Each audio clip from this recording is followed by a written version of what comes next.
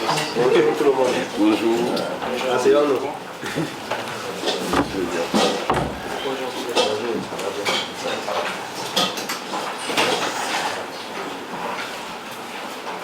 Monsieur le directeur général de l'Université virtuelle de Côte d'Ivoire, Monsieur le président de l'association Elite, Monsieur le président directeur général de la start-up Motion, Mesdames et Messieurs, chers amis journalistes, nous vous souhaitons la bienvenue à cette conférence de presse. Dans un monde gagné par la technologie, il est impérieux de faire une prospection afin de détecter des talents et des compétences capables de répondre, de faire face et de contribuer à l'évolution technologique. C'est dans cette option que l'Université virtuelle de Côte d'Ivoire, en partenariat avec l'association Elite et la start-up Motion, décide d'initier une compétition Turbo IA. Cette compétition qui sera lancée sur toute l'étendue du territoire national afin de déceler des génies capables de répondre aux nouvelles technologies que sont la robotique et l'intelligence artificielle. Ce matin, nous sommes là pour en savoir plus et pour relayer cette information auprès de la population. Pour en savoir plus, comme nous sommes venus pour cela ce matin, nous allons laisser la parole au premier responsable de ces trois structures organisatrices du concours pour nous donner plus d'informations.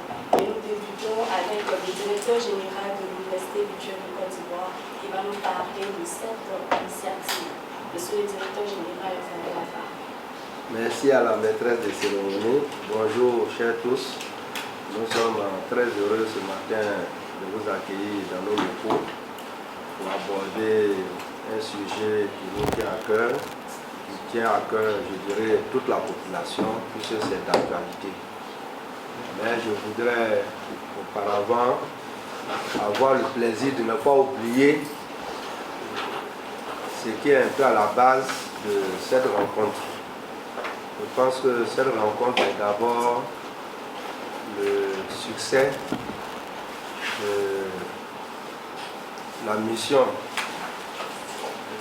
diplomatique que la Côte d'Ivoire a à travers la délégation permanente de la Côte d'Ivoire auprès de l'UNESCO. Il faut se rappeler que cette délégation est actuellement dirigée par le professeur Bakayoko Ramata, qui a été aussi ministre de l'enseignement supérieur, donc il connaît très bien les problèmes de l'enseignement supérieur.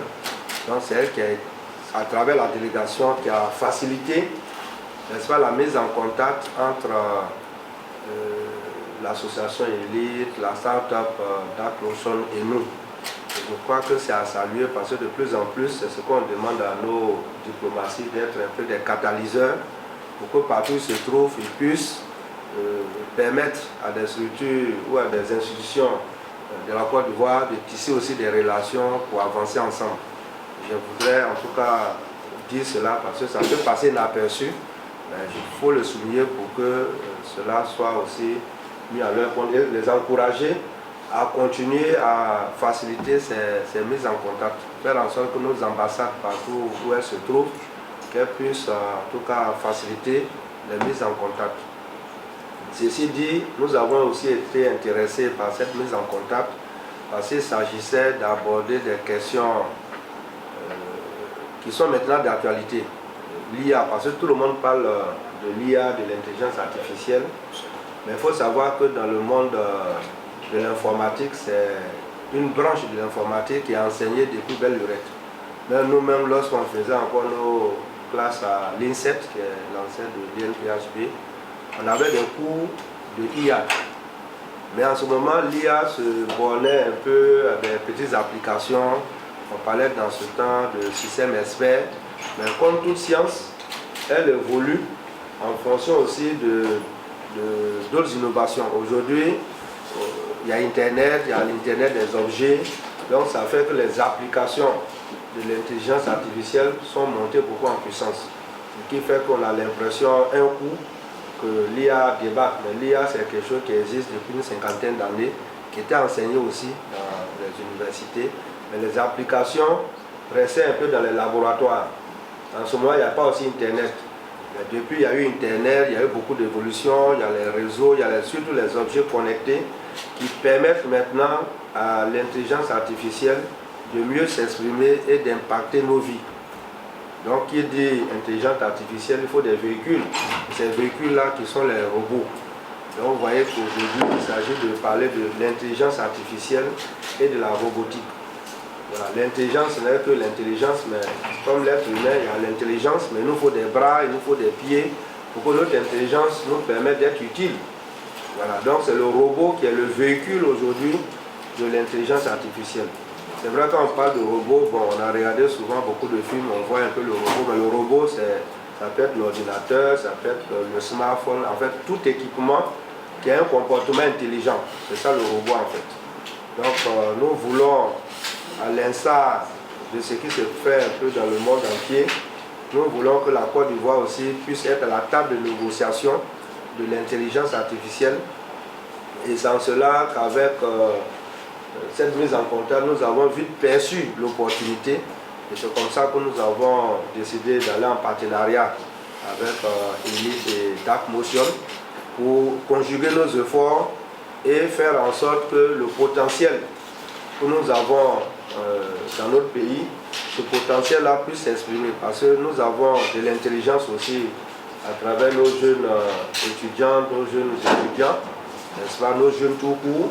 Mais il faut leur donner un cadre, il faut les simuler. Donc on s'est dit, pourquoi ne pas se mettre en commun et puis lancer une compétition nationale qui va permettre de relever les talents à partir de la résolution des problèmes concrets qui se posent à nous au quotidien. Et pour pouvoir réussir cela, je pense que nous devons nous appuyer sur ceux qui portent la voix, la bonne voix, c'est-à-dire la presse, les médias. Donc c'est comme ça que nous nous retrouvons un peu ce matin ici, à cette conférence de presse, pour lancer vraiment cette idée, n'est-ce pas, de compétition, de concours, mais en fait de contribution pour que l'intelligence artificielle et la robotique conjuguée puissent permettre à notre pays de aussi proposer des solutions à l'humanité. C'est de ça qu'il s'agit. Et dans la matière, il s'agit d'intelligence, donc personne ne va défavoriser. Lorsqu'il s'agit d'intelligence, je pense que c'est ce qui est bien partagé. Donc il n'y a pas de complexe en pensant qu'en matière d'intelligence artificielle, les solutions doivent venir forcément d'ailleurs, notamment des pays développés. Non, puisque c'est une connaissance, celui qui essaie de se l'approprier, il peut apporter les meilleures solutions.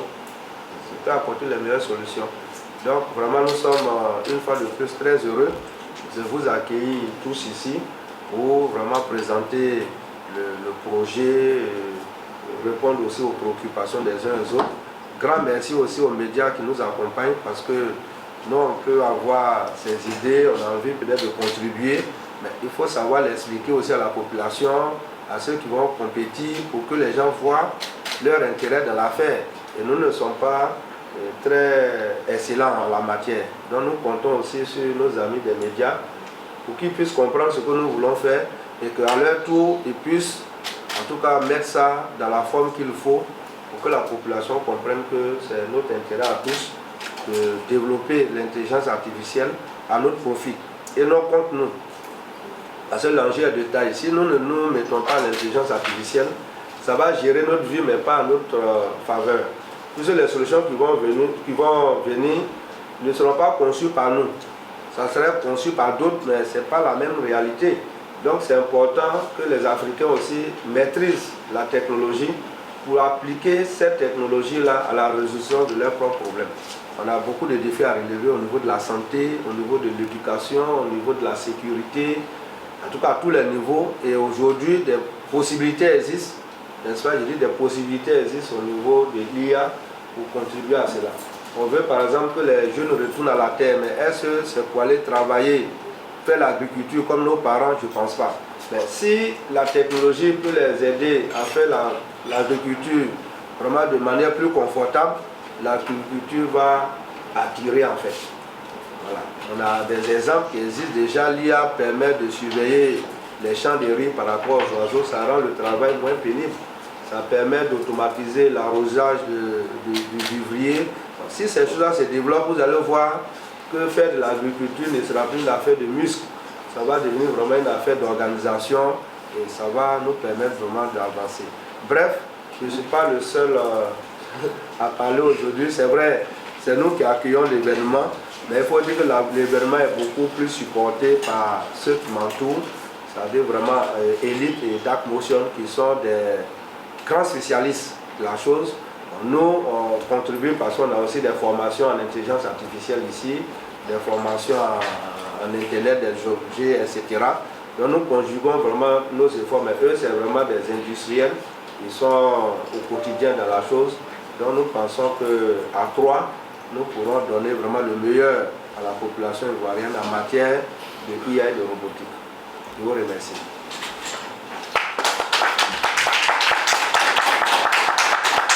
Monsieur le directeur général de l'Université virtuelle de Côte d'Ivoire, le professeur Konétié Momo, qui rappelait à l'instant les conditions de collaboration, qui rappelait le contexte de cette collaboration facilitée par Madame la ministre, professeur Ramada, et opportunité saisie par les trois structures pour accélérer le développement technologique de la Côte d'Ivoire. Merci, Monsieur le directeur général. Nous poursuivons avec la deuxième structure organisatrice de cette compétition, l'association Elite, représentée par son président, M. Mohamed Sissoma, à qui nous accordons la parole. Merci Madame la maître de cérémonie de me donner la parole. Je m'appelle Mohamed Sissoma, je suis ingénieur expert naval et président de l'association Elite. Avant tout propos, je tiens d'abord à remercier, comme l'a dit le directeur général, la ministre Madame Ly Ouattara, qui grâce à elle, Madame Ly Bakayoko, autant pour moi, merci beaucoup Monsieur le directeur. Grâce à elle, nous avons pu avoir ce contact avec Monsieur le directeur pour pouvoir mettre en place ce concours, cette structure aujourd'hui, ce partenariat. Mais il est important pour moi d'abord de présenter d'abord l'association Elite pour que vous puissiez comprendre le contexte de cette action que nous avons initiée. Elite, c'est une association qui fait la promotion de l'excellence académique et professionnelle au service du développement de l'Afrique. L'idée, c'est de se dire qu'à un moment, nous nous sommes rendus compte que au 19e siècle, lorsque on disait que les Africains étaient des barbares et c'était des personnes à qui il faut apporter une civilisation, un groupe d'intellectuels noirs s'est levé et a mis en place le concept de la négritude, l'exaltation des valeurs culturelles noires d'origine africaine. C'est Léopold Sédar Senghor, Léon Gontran, Aimé Césaire et autres. En ce moment-là, il était question de l'identité de l'Africain. Ces intellectuels ont pris leurs responsabilités et ils ont mis des actions en place. Aujourd'hui, nous sommes face à un besoin de développement de l'Afrique, notamment l'accès à l'eau, à l'énergie. Et ces personnes qui sont formées, qui ont eu la chance d'être formées, c'est en général nous et les jeunes aussi. Donc on s'est posé la question de savoir, mais qui va apporter le développement en Afrique en fait, en réalité? Et donc on s'est rendu compte qu'il faut faire comme nos aînés, il faut prendre nos responsabilités. Il faut aborder la question du développement de l'Afrique avec deux paradigmes. Le premier paradigme, c'est de se dire, le développement de l'Afrique n'est pas seulement l'apanage des États, mais aussi une responsabilité individuelle. Donc, qu'est-ce que le jeune peut apporter à ce niveau? L'action, aussi petite qu'elle soit, lorsqu'elles sont associées, elles peuvent apporter le développement.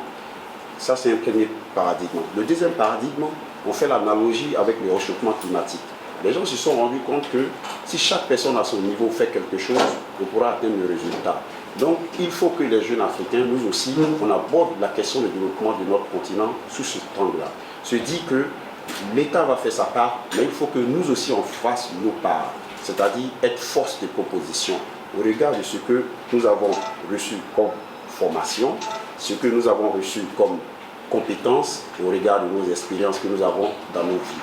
C'est pour cela que nous avons décidé de se fédérer en force intellectuelle et en compétences, puisque pour avoir des actions fortes, il faut se mettre en groupe. Donc on a décidé de se fédérer. Première action.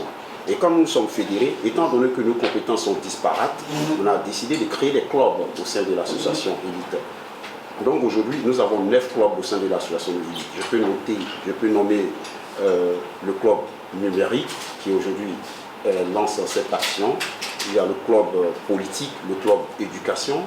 Et ces clubs-là, ce sont des think tanks, en même temps des think tanks au sein d'Elite qui produisent des idées, mais aussi des actions comme celle d'aujourd'hui.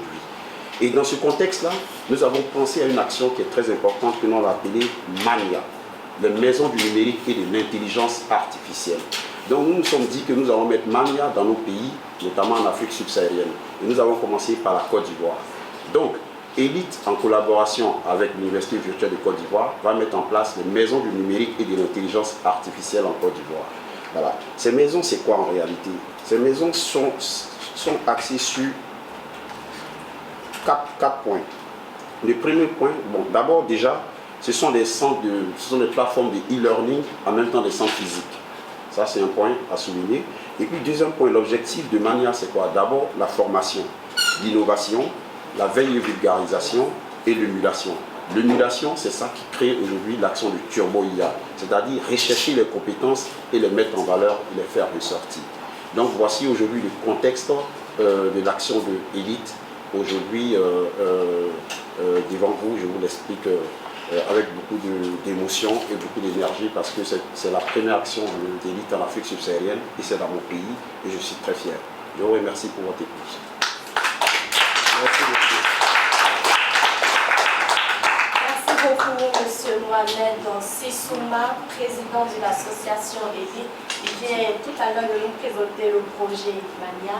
Merci beaucoup. Nous allons partir avec le dernier intervenant, M. Kader Diarra, président directeur général de Dark Ocean. M. Diarra, vous avez la parole. Alors, merci bien. Merci à vous de m'accorder cette petite tribune. Alors, je nomme... C'est la grande tribune. Hein. Absolument, monsieur le DG. Alors, je suis Aboubacar Kader Diarra, président et directeur fondateur de la start-up, la tech start-up ivoirienne, donc faite par des Ivoiriens, pour les Ivoiriens. Donc il est important aussi de préciser qu'il s'agit de développer une technologie par des Ivoiriens et pour les Ivoiriens. Donc je précise, on fait partie de la diaspora, mais nous sommes conscients de nos racines, nous savons d'où nous venons, nous sommes conscients que la base que nous avons eue en fait se trouve en Côte d'Ivoire, même si nous l'avons renforcée dans les pays occidentaux et autres. Donc nous venons en fait, nous retournons au pays natal. Et comme le président Sissouma l'a dit, c'est avec beaucoup d'émotion que nous nous trouvons aujourd'hui devant vous pour vous présenter cette initiative-là.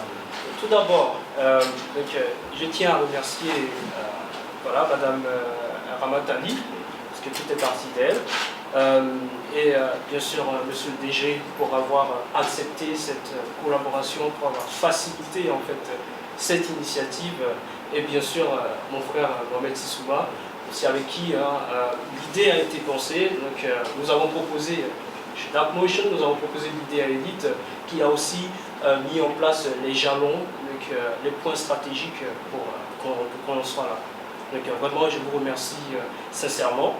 Je suis également chef du projet Turbo IA, donc je ne vais pas oublier l'équipe qui a travaillé pour la mise en place de cet événement.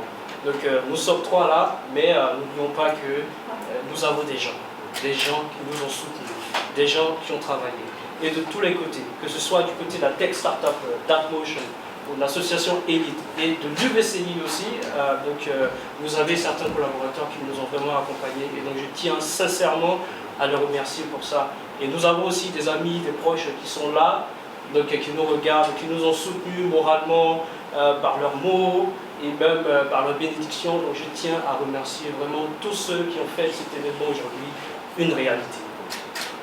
Alors, nous parlons de Turbo IA. Donc, je vais rentrer un peu dans les détails. Donc, je pense que mes prédécesseurs ont déjà bien présenté le contexte autour de cet événement. Donc nous allons rentrer dans la quintessence du Turbo IA. Alors, Turbo IA est un tournoi de robotique et d'intelligence artificielle, un tournoi national.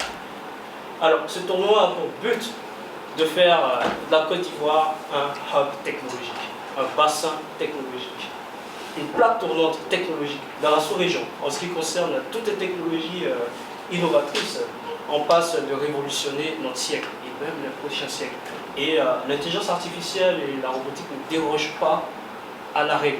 On a beaucoup entendu parler de la Silicon Valley en Californie, qui réunit tous les géants de la tech, comme les GAFA, Google, Amazon, Facebook, Apple et bien d'autres. Alors nous voulons avoir en Côte d'Ivoire une Burnie Valley. Et bien sûr, nous le pouvons, nous avons les compétences. Et c'est pour ça que DarkMotion, par exemple, se tourne vers les filles et fils du pays. Parce que nous sommes conscients que la compétence est déjà là. Nous vivons en Europe, nous sommes en Europe, nous sommes la diaspora, mais nous sommes conscients que les gens ici, nos jeunes, ont la compétence, surtout à l'UVCI, nous en sommes conscients qu'ils ont la capacité de développer des technologies innovatrices. Ils ont juste besoin d'être accompagnés. Ils ont juste besoin d'avoir, en se considérant comme leurs grands frères, ils ont juste besoin d'avoir des grands frères qui les accompagnent en fait, afin de développer technologiquement notre pays. Et donc, nous, franchement, nous avons confiance en la Côte d'Ivoire. Et c'est pour ça que nous nous tournons en fait vers notre pays pour l'organisation de ce concours, parce que nous sommes conscients que nous sommes en train de mettre en place les jalons, les bases du développement technologique de notre nation. Alors, on a parlé d'agriculture, hein, vous avez bien mentionné l'agriculture et autres. Nous sommes tous conscients que le succès de notre pays repose sur l'agriculture. Il a toujours reposé sur l'agriculture, il reposera toujours sur l'agriculture. Alors, on serait peut-être tenté de me demander quel est le rapport entre agriculture, robotique, intelligence artificielle. Donc, monsieur le DG a déjà entamé le processus d'explication. Je prends un exemple banal. Imaginons un robot qui est capable de semer des graines en toute autonomie sur une parcelle de terre, sans que le paysan n'intervienne. Donc, l'arithmétique est relativement simple. Je n'ai pas besoin de rentrer dans les détails. Nous sommes conscients qu'une telle technologie, bien sûr, va accélérer, va optimiser, va faciliter en fait les activités agricoles qui sont en fait les piliers du développement de notre pays. Et donc c'est dans ce sens, c'est dans ce cadre, c'est dans cette optique que s'inscrit le projet, donc le tournoi Turbo IA. Alors, en quoi consiste Turbo IA? Donc, nous allons mettre en compétition des équipes universitaires, des équipes d'élèves de l'enseignement secondaire, donc même des lycéens, et même des autodidactes, parce que nous sommes conscients que nous avons dans notre pays des gens qui ne sont pas des universitaires, qui ne sont pas des étudiants, qui ne sont ni étudiants ni élèves, qui ont quand même des capacités, qui ont appris sur le tas, et même des professionnels, qui sont passionnés par ces technologies-là. Donc nous voulons leur offrir cette opportunité, l'opportunité de s'affirmer en fait, l'opportunité de démontrer leurs compétences, et l'opportunité même d'apporter en fait à notre pays. Donc ce concours est ouvert à tous. Il n'est pas limité qu'à des universitaires, qu'à des experts ou qu'à des personnes qui bossent dans un domaine précis. Il est ouvert à tous, même aux personnes qui ne font pas d'études dans le domaine technique. Donc c'est un concours national destiné à tous. Alors, il est divisé en deux phases. Nous aurons une première phase. La première phase est une phase de présélection. Donc, un sujet, un cahier de charge sera présenté. Et donc, chaque équipe prendra connaissance du cahier de charge sur la plateforme www.turbo-ia.org. Donc, nous invitons tous les candidats potentiels à se diriger sur cette page pour avoir toutes les informations en fait, sur le concours et à s'inscrire au concours. Donc, nous avons un email aussi, une adresse email qui est affichée sur la plateforme, donc, où en fait le dossier d'inscription sera envoyé. La première phase est une phase théorique. Donc, nous allons présenter un cahier de charge, donc je peux déjà parler de ça. Il s'agira de développer un robot mobile intelligent. Un robot qui est capable de se déplacer dans tout espace sans buter sur un obstacle. Un robot capable de détecter un obstacle et de l'éviter. Et également, ça doit être un robot qui a l'intelligence, en fait, d'emprunter un chemin et de retenir le chemin qu'il a emprunté. C'est très important dans le cas de l'agriculture, par exemple, un robot qui a semé des graines sur une parcelle de terre doit se rappeler sur de terre où il a semé les graines. En fait. Donc, c'est vraiment l'intelligence d'un tel robot qui doit développer. Donc, dans la première phase, un rapport sera rédigé par chaque équipe participante, donc qui va étayer, mettre en exergue en fait l'approche pour résoudre le problème. Et donc un jury minutieusement formé va évaluer les travaux. Chaque équipe va fournir, et donc 5 équipes seront présélectionnées pour la deuxième phase, pour une phase finale. Et chacune des 5 équipes aura un kit de composants qui ont été conçu, dimensionné et produit par Darkmotion.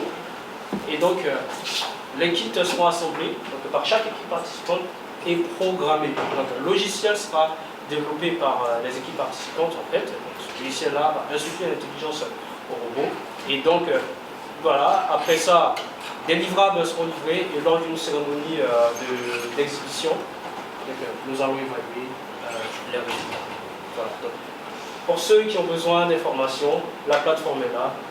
Et nous invitons aussi à partager l'information à toute personne potentielle, à toutes les universités, les lycées et autres susceptibles de participer au tournoi. Je vous remercie.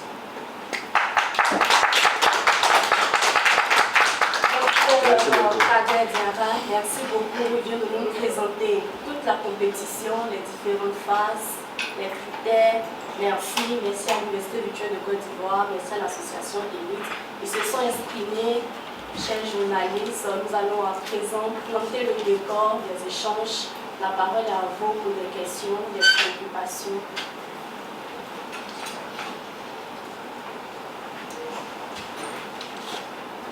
Des questions, vous pouvez lever la main. Oui, allez-y. Je suis Dominique Fadéon, journaliste à Soir Info. Le dépôt des dossiers, c'est quand la date pour déposer les dossiers, la première phase de... Alors, déjà c'est lancé officiellement et donc la date limite de dépôt des dossiers est fixée pour le 2 juin. Le 2 juin, la date limite. Donc le concours est déjà lancé, le tournoi est déjà lancé, la date limite est fixée pour le 2 juin.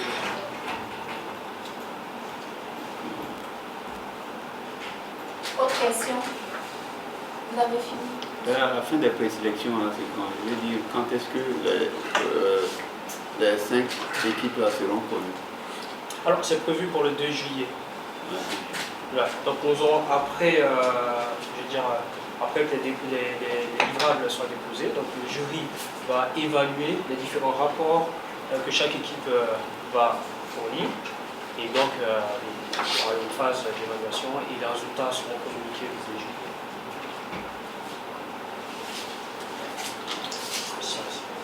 Vous avez terminé. Soit l'ajout, le concours, sachez que le concours se déroule du 2 mai au 15 novembre. Donc c'est vraiment ce laps de temps-là que le concours se déroule. Il faut décortiquer les différentes phases, enfin les différentes étapes. D'accord. Il y a le lancement, il y a l'inscription, il y a la sélection. D'accord. Le concours est déjà lancé, donc aujourd'hui c'est le lancement officiel du concours. Le 2 juin, les dossiers seront déposés. Donc, date limite de dépôt des candidatures avec les rapports, avec une vidéo de 5 minutes que chaque équipe devra présenter pour présenter son approche pour résoudre le cahier de charges qui sera présenté, qui sera soumis à chaque équipe. Et donc un jury composé d'experts dans différents domaines sera constitué et va évaluer les différents livrables qui seront fournis. Donc le 2 juillet, l'annonce des finalistes sera faite. Donc l'idée, c'est une semaine après, inviter les finalistes et leur présenter le contexte, ce qu'ils vont devoir faire, le matériel qu'ils auront, de quoi il sera composé, et donc les plateformes sur lesquelles ils vont devoir se rendre pour avoir les informations, parce que nous allons former aussi, donc nous aurons une plateforme de formation où tous les candidats vont se rendre pour apprendre par exemple la programmation d'un microcontrôleur qui dirige un robot, le rôle d'un capteur dans un robot, etc. Et donc ces formations-là vont leur permettre de comprendre en fait l'esprit du concours, donc, ce qui est demandé dans le concours. Donc ils auront, après ça, ils vont se préparer. Donc ils auront une phase de 2 semaines, donc entre le 2 juillet et fin octobre. Donc ils auront une phase, nous allons bien la définir, où ils vont se rendre dans les locaux du VCI donc, pour travailler, pour monter, pour assembler le robot, pour le programmer, pour avoir accès aux logiciels et aux différentes formations. Et donc après cette phase, donc, ils vont devoir rédiger un rapport, ils vont devoir aussi faire des vidéos pour présenter le robot, parce que c'est un robot qui doit avoir un certain comportement. Donc nous avons besoin d'une vidéo en fait, qui présente le robot en train de manœuvrer afin de pouvoir évaluer le travail. Ils vont devoir rendre aussi le code source, parce qu'il s'agit d'informatique, comme le CDG l'a dit. C'est de l'informatique, donc c'est de la programmation. Donc, nous avons des experts qui vont analyser le code source, la clarté du code source, la compréhension du code source, l'efficacité de ces codes-là. Et donc dans cette phase, il aura une note qui sera attribuée à chaque équipe. Et après ça, donc, le 15 novembre, il y aura une journée d'exhibition qui est planifiée. Et chaque équipe viendra donc, aux yeux et au su de tout le monde présenter en fait, le résultat final. Et donc à cette journée d'exhibition aussi, une note sera attribuée à chaque équipe. Donc finalement, une note finale pondérée, en fonction des différentes notes accumulées, qui sera donnée à chaque équipe. Donc nous allons proclamer donc, le vainqueur du tournoi. Autre question?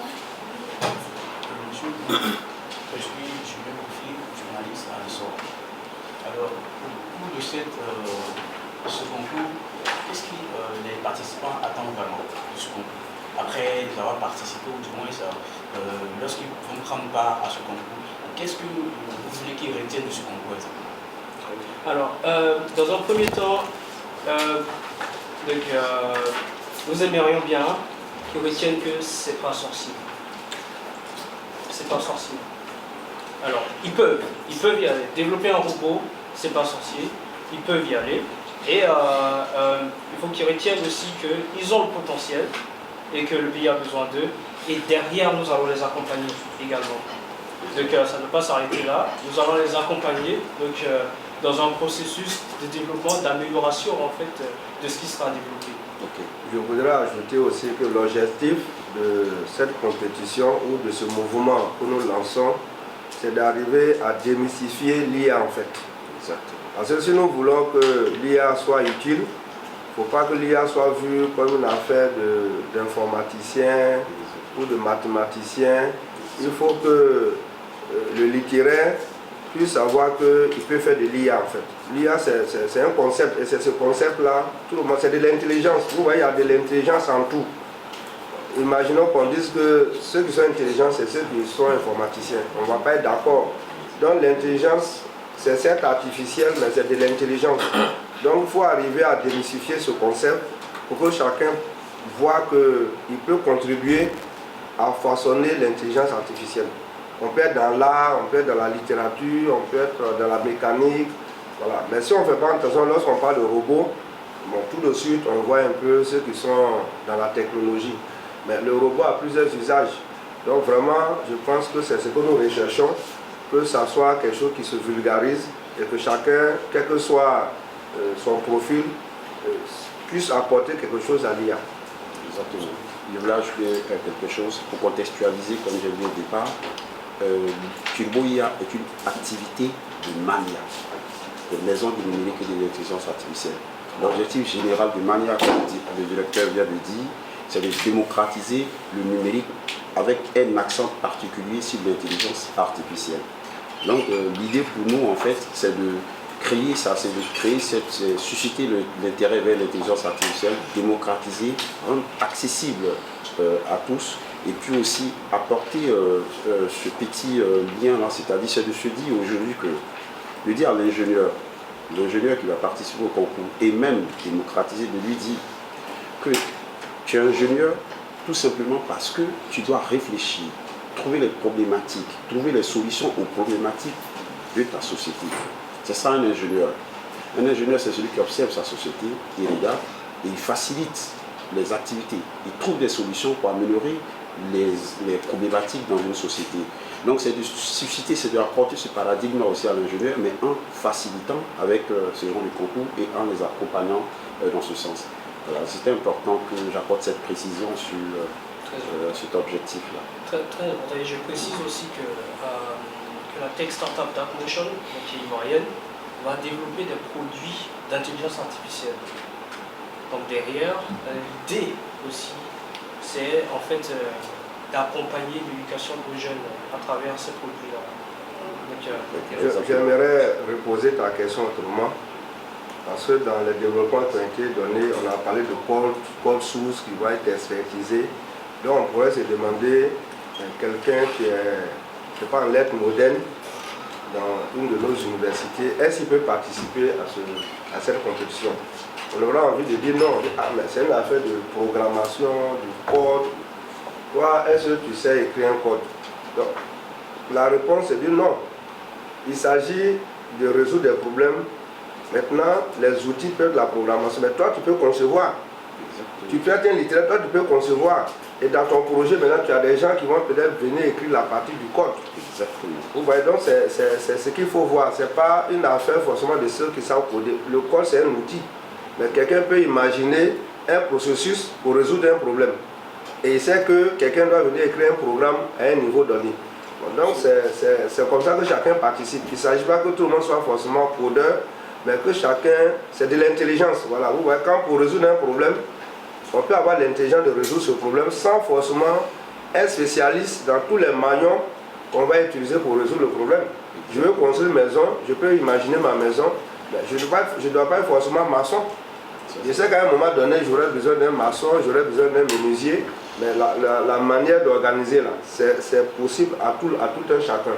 Et c'est comme ça qu'il faut présenter la chose pour que chacun se sente concerné par cette compétition en réalité. Exactement. Et puis, au-delà même du concours, avec l'Université virtuelle de Côte d'Ivoire, on peut même toucher le code jusqu'à même au lycée. C'est-à-dire on veut susciter l'intérêt grâce aux maisons du numérique et de l'intelligence artificielle. Nous allons descendre encore plus bas. C'est-à-dire commencer le code très tôt avec les lycéens et même les collégiens. Voilà. Donc ça, c'est les objectifs qui sont là. Et c'est très important de préciser tous ces points. Merci, nous allons poursuivre avec les questions, s'il y en a encore. Oui, monsieur. Merci, je suis secrétaire des agences presse. On nous dit que le concours est ouvert à tout le monde, quel que soit son niveau, son âge, son nom. Ce que je veux savoir, c'est quelles sont les conditions que le candidat devra remplir pour prendre part à cette compétition. D'accord. Ouais. D'abord, c'est dans un premier temps d'aller sur www.turbo-ia.org pour s'enquérir des informations qu'il y a dessus. Nous avons un règlement intérieur de participation qui est sur la plateforme, donc qui détaille, il y a 11 pages, qui détaille le règlement du concours, donc les conditions à suivre pour être éligible au concours. Bon, il n'y a pas vraiment de discrimination, hein. C'est des règlements assez génériques pour essayer d'avoir de l'ordre dans le tournoi. Nous avons un formulaire d'inscription qui doit être dûment rempli donc, par chaque équipe participante. Nous avons un accord de confidentialité donc, qui est aussi sur la plateforme que chaque équipe participante devra remplir et signer. Et voilà, donc c'est tout. Et donc, une fois ce document signé, la fiche d'inscription remplie, donc le document signé doit être envoyé par email à l'adresse info@turbo-ia.org. Voilà, ce sont les conditions. Merci Khaled. Je voulais apporter une petite précision. Je veux compléter la participation était gratuite, payante. Elle est gratuite. Voilà. Si votre question était quelles sont les conditions liées à la technicité ou il n'y a pas vraiment de conditions dans ce sens-là, il faut juste remplir les dossiers, former son équipe d'au moins 3 personnes, c'est de ça, c'est d'au moins, ouais, 3 personnes. D'au moins 3 personnes, et puis donner une nom à son équipe et puis participer. Voilà, parce que c'est aussi un concours interuniversitaire et qui a été un peu élargi vers d'autres populations qui ont des compétences en robotique, en intelligence artificielle, ne pas masquer ces compétences-là, il faut mettre toutes les compétences-là en valeur. Donc c'était ça que je peux apporter comme précision à votre question. Je m'appelle Yomadé, journaliste sur Télévision Matin. Alors que gagnent véritablement ces équipes au bout de cette compétition? Excellente question. Alors, à ce niveau, il est clair que chaque équipe aura Donc l'équipe qui gagne, hein, ou les équipes, parce que déjà au moins nous avons récompensé toutes les équipes finalistes. Elles seront récompensées. 5 équipes seront récompensées. Elles auront au moins des ordinateurs. Les équipes auront au moins des ordinateurs. Et nous avons des ajouts qui vont dépendre du classement de chaque équipe. Et donc vous savez, ces ajouts-là, nous sommes en train de travailler dessus. Donc ça sera précisé aussi durant le tournoi. Alors est-ce que les solutions que ces étudiants vont développer au cours de ce tournoi-là pourront être, on va dire, implémentées dans la société ou pourront être présentées à des entreprises qui pourront véritablement dupliquer Bien évidemment, c'est pour ça que vous avez la Tech Startup ivoirienne d'approche derrière, pour être sûr en fait, de la viabilisation de ce qui sera développé, pour être sûr que ça aura un impact bien particulier qui sera en fait conforme aux réalités de nos sociétés locales, aux réalités locales. Donc c'est pour ça, c'est ce qui explique le partenariat tripartite entre Elite, l'UVC et notre startup.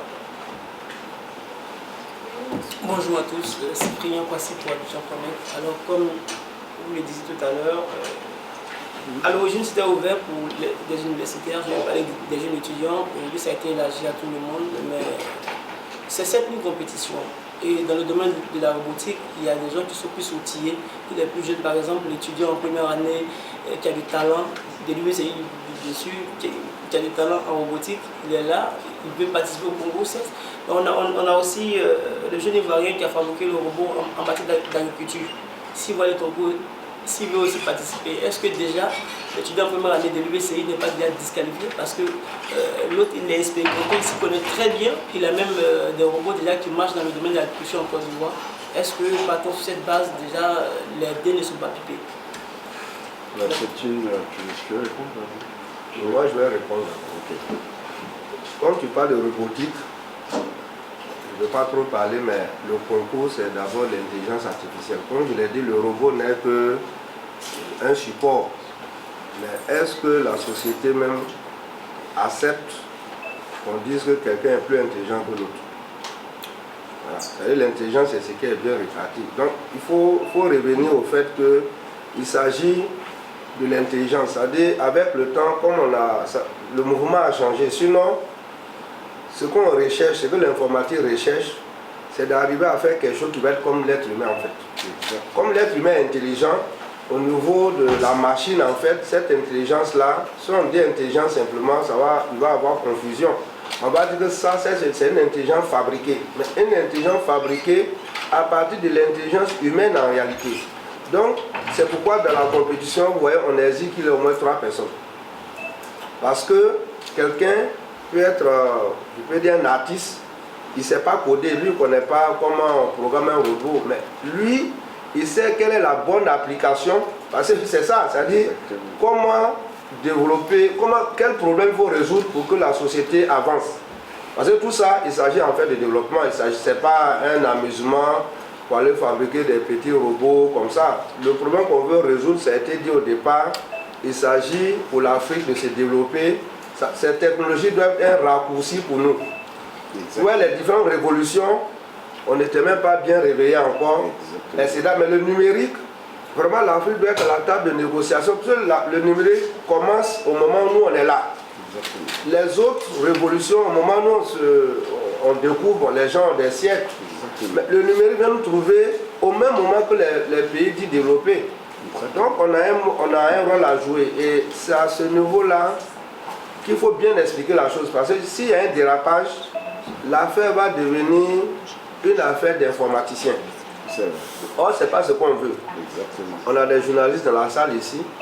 Eux tous, ils utilisent l'intelligence artificielle parce que chacun a un smartphone, il fait des usages. Mais quelqu'un peut imaginer le meilleur usage.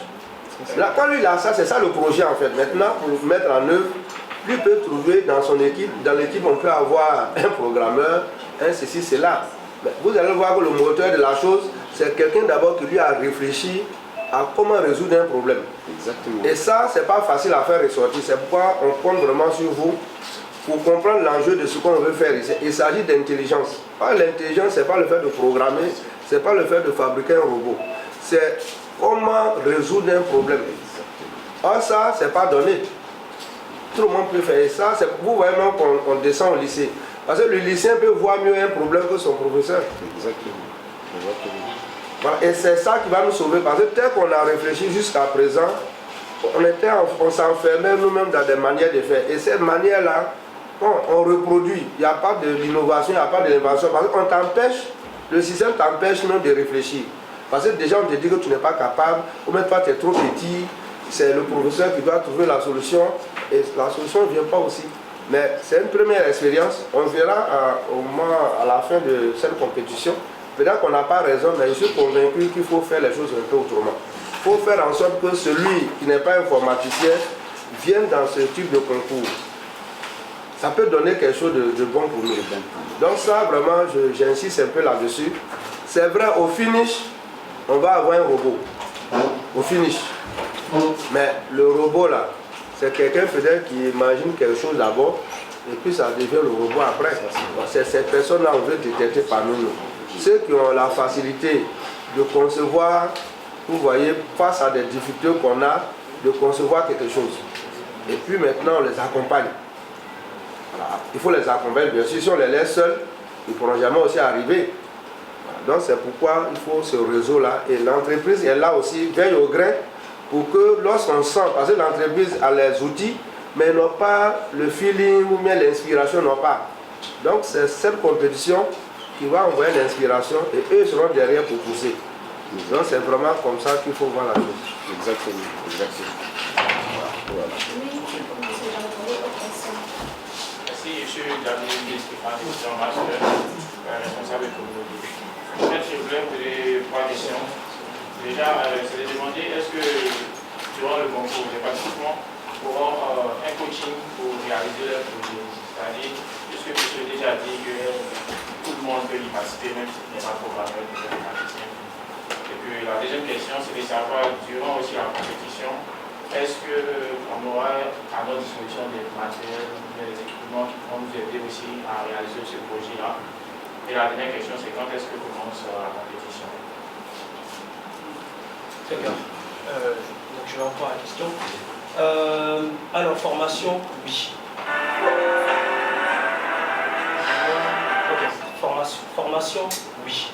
Alors actuellement avec Dr Diofac, nous sommes en train de constituer un curriculum, donc différentes formations, différents domaines, programmation du microcontrôleur, initiation à l'électronique analogique numérique, initiation à la robotique, etc. Donc derrière nous allons les accompagner. Et même DAPMotion a également un département formation, donc cours des formations seront donnés en ligne, et avec l'initiation Mania également, donc des plateformes de cours de formation sont en train d'être mises en place. Donc nous aurons en fait un nuage de formation que nous allons fournir aux candidats. Donc ça sera préparé donc, à partir d'aujourd'hui. Ça a déjà été commencé, hein, donc ça sera terminé très bientôt pour que les participants aient accès à la formation. Donc, concernant le lancement du concours, c'est aujourd'hui. Donc le concours est déjà lancé. C'est donc l'officialisation. Hein, aujourd'hui, c'est l'officialisation du concours. Et votre dernière question? Est-ce qu'ils auront des supports, des plateformes? Absolument. Des équipements, des outils. Des outils. Des outils, absolument. Vous aurez des plateformes. La maison de IA en fait. Voilà. Dans la maison de IA, vous aurez un environnement de travail en fait, disons ça comme ça. C'est-à-dire à travers ce qu'on a appelé les maisons de l'intelligence artificielle et de la robotique, c'est des lieux physiques où vous allez trouver un peu comme un Fab Lab, vous allez trouver des outils qui vont vous permettre d'aller vers votre prototype en fait. Absolument. Vous avez votre idée, maintenant il vous faut un environnement pour pouvoir faire des essais, etc. Absolument. Et du coup, aussi, pour les présélectionnés à la finale, donc ils auront un kit. Donc ils auront un kit pour monter le robot en fait. Donc le kit va comprendre aussi tous les outils matériels. L'outil logiciel il sera sur une plateforme. Donc toutes les informations sur la programmation vont être contenues. Et même chacun pourra avoir ça sur son ordinateur donc, pour programmer en fait le robot. Autre question dans la salle? On a un visiteur. C'est la dernière question. Ça a été expliqué, quand je parle de lycéen, c'est pas tout. Donc je pose la question que je fasse. Quelle est la différence entre le robot et le logiciel? Je le dis parce que c'est vraiment profane. D'accord. Moi, je ne sais pas ce qu'on appelle. Un robot et un logiciel. J'ai compris. Par exemple, je vais sur une plateforme, je veux faire quelque chose, il y a un logiciel qui peut le faire. D'accord. Moi, je vais commencer par répondre. En te posant la bonne question. Qu'est-ce qu'on appelle, je ne suis pas technicien? Ça signifie quoi? Je suis profane. Ben, ça signifie quoi? Je ne suis pas doué dans ce que vous expliquez. Je suis journaliste. Un journaliste, c'est un technicien? Oui, technicien de lecture. Oui, mais les techniciens d'abord. Oui, c'est pas ça. En fait, je vais répondre je vais te répondre à travers ce que tu connais déjà. Un journaliste, c'est un technicien. Seulement, il ne manipule pas les mêmes outils. N'est-ce pas? Un mécanicien aussi, c'est un technicien. Il ne manipule pas les mêmes outils, mais ce qui est important, c'est les techniciens. Donc, il y a quand même une manière de faire. C'est la manière de faire, la méthode d'approche, c'est ça qu'on appelle technicien en fait. Vous voyez? Voilà. Donc ta question, c'est la différence entre logiciel et puis robot. Dans mon intervention, j'ai dit le robot c'est un support. Toi qui es journaliste là, à un moment donné, si tu es dans un journal papier, tu vas mettre ton truc sur papier. Ou bien tu vas mettre ça sur un site. Le site là c'est quoi? C'est un support pour toi. Est-ce que c'est le site là qui fait la qualité de ton article? Voilà. Ton article là, ça c'est quelque chose qu'on ne peut pas attraper. C'est ça on dit logiciel. Le logiciel là, c'est soft, c'est-à-dire, par contre le journal qu'on prend comme ça dans la main là, ça c'est réel, c'est la physique. Mais ton article là, tu réfléchis, tu fais les phrases, tu écris des... Voilà, c'est ça le programme en fait. C'est ça on dit un logiciel. C'est ton article en fait. Mais ton article là, quand tu as fait, si tu n'as pas mis ça sur quelque chose, est-ce que quelqu'un peut lire? Voilà. Donc l'intelligence artificielle dont on parle là, c'est ça qu'on dit logiciel, c'est ça qu'on dit programme. Quand on dit programme là, c'est un autre nom d'intelligence. Dans un ordinateur, maintenant, tout ce que vous voyez, la partie intelligence là, on appelle ça programme. Vous comprenez? D'autres vont appeler ça aussi software, logiciel, tout ce que vous voulez, mais on ne voit pas, on ne peut pas toucher un programme là, tu ne peux pas voir. Vous voyez? Maintenant, quand on met ça dans un robot, toi tu vois le robot, au même quand tu allumes ton ordinateur, tu appuies un bouton, quelque chose. Ça, c'est le robot là. C'est comme l'ordinateur, c'est la partie physique. On appelle robot. Parce que la littérature nous a habitué, quand on dit robot, on voit un peu des choses qui... Non, un robot, c'est ce support. Donc, ton smartphone là, c'est un robot aussi. Ton smartphone, il y a un logiciel dedans, qui est le programme, le logiciel. C'est ces deux-là, quand on met ensemble, ça devient intéressant en fait. Donc, tu vois, il y a une similitude entre ce que je viens de t'expliquer et puis ton travail de tous les jours. Exactement. Ton article que tu écris là, c'est ça le programme. Parce que ça, c'est dans ta tête, c'est l'intelligence en fait. Quand on dit un journaliste est fort là, mais c'est parce que la manière dont lui fait pour rendre compte, tout le monde comprend vite, c'est simple. Mais quand il a fini, il doit mettre ça sur un support. Soit papier, web, tout ce que vous voulez. Ça, c'est ce qu'on va appeler robot. Donc ne vous trompez pas, un robot, c'est la physique, c'est une machine. C'est là, voilà. Tu as bien compris un peu?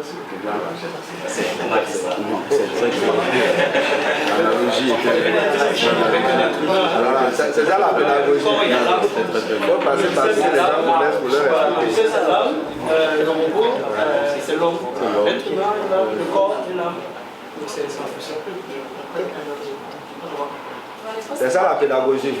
C'est ça la pédagogie. On passe par ce que tu connais pour t'expliquer.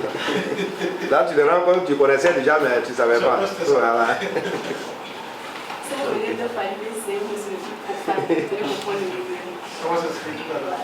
C'était la dernière question de ce cas d'échange. Mesdames et messieurs, nous venons de participer au lancement officiel du concours Turbo IA. Merci d'avoir été avec nous. Merci de diffuser cette information pour le plus grand succès de ce concours.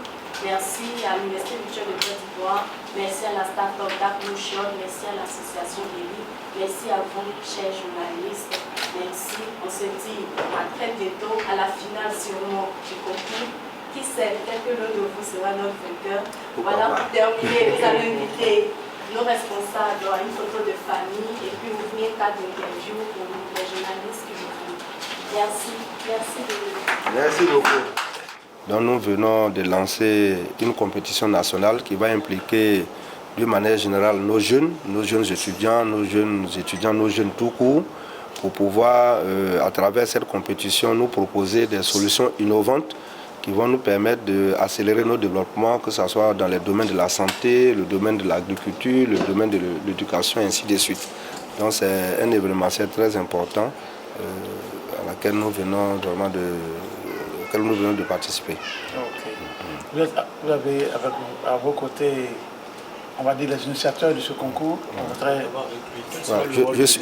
J'ai à mes côtés justement des partenaires justement de cette compétition, notamment l'association Elite et la start-up Dark Motion, qui sont, je peux dire, qui constituent aussi la diaspora africaine et ivoirienne et qui conjuguent leurs efforts avec l'université virtuelle pour apporter vraiment ces technologies-là au niveau de notre jeunesse et de notre pays.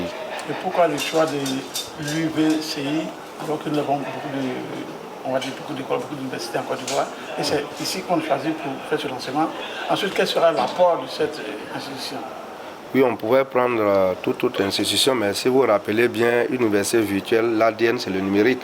Et qui dit IA dit numérique, donc l'université virtuelle est mieux positionnée par rapport aux autres structures d'enseignement supérieur pour pouvoir porter un tel projet, mais il faut savoir que ce projet, nous le portons aussi en relation avec les autres universités. Mais nous avons une prééminence en ce sens qu'une université virtuelle est une université numérique par essence, qui baigne déjà dans l'écosystème, n'est-ce pas, du numérique, qui a même des formations déjà en intelligence artificielle, en robotique, etc. Donc nous sommes mieux outillés pour être la locomotive de ce projet au niveau du ministère de l'Enseignement supérieur et de la Recherche scientifique. Okay. Qu'est-ce que vous avez à dire à ceux qui pensent que ce concours est juste dédié aux seuls sachants, aux seuls techniciens, aux seuls informaticiens? Bon, nous leur donnons d'abord raison parce qu'on n'a pas assez communiqué. Mais ils ont tort en réalité, puisque nous voulons démontrer que tout le monde est intelligent en fait. Voilà, que vous ayez été à l'école, que vous soyez étudiant ou pas, chacun est intelligent. Donc quand on parle d'intelligence artificielle, chacun doit pouvoir contribuer. Donc cette compétition aussi est nationale pour que chacun puisse prendre la pleine mesure de son importance et de sa place dans la construction justement des solutions pour notre pays. Donc cette compétition est très importante et nous saluons l'effort d'accompagnement des médias nationaux, internationaux, qui ont vraiment pris part, n'est-ce pas, qui ont pris cause aussi pour cette initiative, qui vont pouvoir nous aider à bien faire comprendre à chacun qu'il s'agit d'intelligence avant d'être artificielle, avant de devenir une affaire de robot. Donc chacun a sa place pour pouvoir nous proposer des usages, voilà, quel usage il faut de l'intelligence artificielle pour pouvoir nous aider à résoudre nos problèmes. Donc vraiment c'est une compétition qui est ouverte vraiment à toute la jeunesse et nous encourageons surtout la jeune fille, n'est-ce pas, à beaucoup participer pour pouvoir aussi apporter cette touche dont nous avons besoin dans la recherche de solutions. Non, on va écrire. Représentez-vous. Oui, j'ai dit, je suis professeur Koné Tiemouma. Je suis professeur dans les sciences du numérique, mais je suis le directeur général de l'Université virtuelle de Côte d'Ivoire, l'institution qui nous accueille. Dark Motion est une start-up ivoirienne, dont le siège est en Côte d'Ivoire et qui développe des solutions d'intelligence artificielle pour les Ivoiriens et fait par les Ivoiriens. Et donc nous avons plusieurs objectifs. D'abord mettre en place des jouets électroniques intelligents pour nos enfants.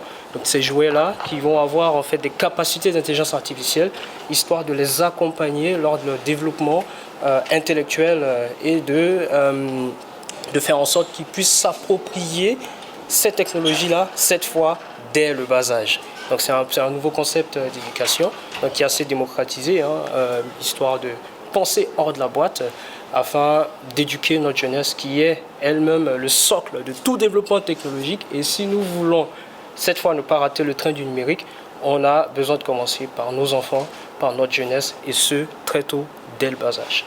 Vous avez déjà des produits sur le marché? Alors, c'est actuellement en prototype, donc on est en train de faire les tests de validation et autres, donc ça sera très bientôt commercialisé sur le marché. Nous avons des produits de consommation électronique comme des distributeurs de gel automatique qui sont déjà commercialisés, donc tout le monde peut s'acquérir voilà, ces produits-là. Et donc nous sommes également dans l'éducation, donc nous avons une plateforme d'éducation sur les technologies donc, que nous développons même dans nos produits. Donc tout le monde peut avoir accès à ces plateformes d'éducation, donc n'hésitez pas à nous contacter voilà, pour avoir plus d'informations sur ça. Moi je m'appelle Mohamed Sissouma, je suis ingénieur expert naval. Je suis aussi responsable de la certification des équipements de navigation et des systèmes embarqués. Et aussi je fais partie de la délégation française pour l'écriture de la réglementation internationale sur les systèmes de navigation et les sauvetages en mer. Et par ailleurs, je suis président de l'association Elite, qui est une association qui fait la promotion de l'excellence académique et professionnelle au service du développement de l'Afrique. C'est-à-dire que c'est de responsabiliser la jeunesse africaine dans le développement de son continent. C'est dans ce contexte-là que nous mettons des actions fortes en Afrique, notamment MANIA, Maison du numérique et de l'intelligence artificielle, dont l'activité principale aujourd'hui est Turbo IA, le concours Turbo IA. Voilà. Parlez-nous un peu de votre contribution à ce concours. C'est nous, avec, vous savez, Cadet fait partie d'Élite. Absolument. Voilà, Cadet fait partie d'Élite. Donc en proposant ce concours, on a taillé le concours ensemble et proposé à l'Université de Côte d'Ivoire qui apporte aussi sa contribution pour l'implantation aujourd'hui ici. Donc tout le concours a été pensé par nous trois, par UECI, DAC Motion et l'association Elite.